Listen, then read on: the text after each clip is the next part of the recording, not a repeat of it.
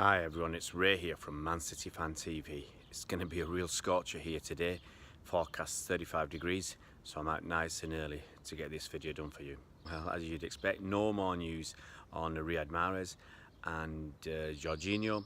So what I'm going to do today, I'm going to look at some of the young kids that City are buying, and today I'm going to look at Ben Knight.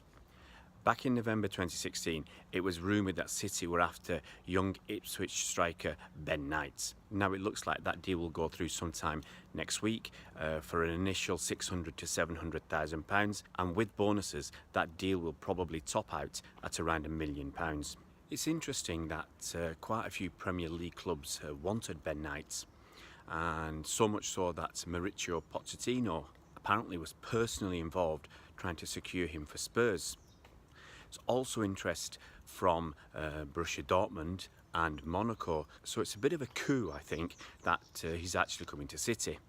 Besides probably training at one of the best academy facilities going, a huge advantage at being at a club like City is that the children all go to a private school for their education.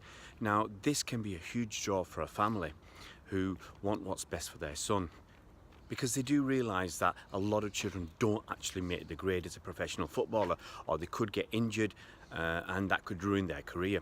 So having a top-class private education and some good qualifications behind them is always a bonus, and I think that does tempt some families.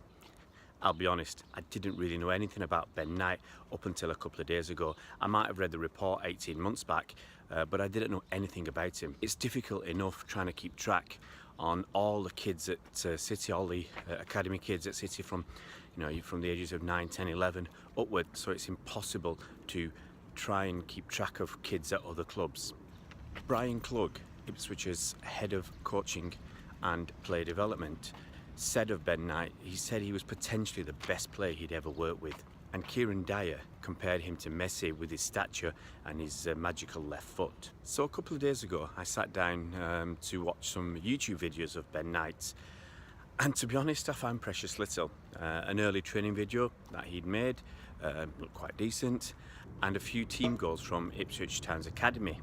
So I'm not really any the wiser as to his ability, except that he's got a nice left foot and he can score some goals. What I did learn, however, is that Ipswich Town do appear to have a very good academy system, and if you watch some of their team goals, it leaves you almost breathless. They are that good. They play out from the back, they take risks with their passing, they draw teams on, and bang, 3 or 4 passes later, they've scored. Absolutely fantastic stuff. If you want to see some kids scoring great team goals, go and have a look at some YouTube videos of Ipswich Town's academy. Although I think it's great for City to get potential stars young, early, and probably on the cheap, I do believe it does harm clubs like Ipswich. Recently, Ipswich have said they want 50% of their first team to be academy graduates. Now that's going to be made much more difficult when the best of those academy players are being siphoned off to Premier League clubs at what I would consider nominal values. If kids were to stay till they're 18 or so, their value might be 5 or even 10 times higher than it currently is. So I can't really say too much about Ben Knight, except that he must be a decent enough player to have come through Ipswich Town's academy system. If you liked the video, please click like, and if you haven't subscribed yet, what's stopping you? We're really after that magical 1,000 subscribers before the season starts.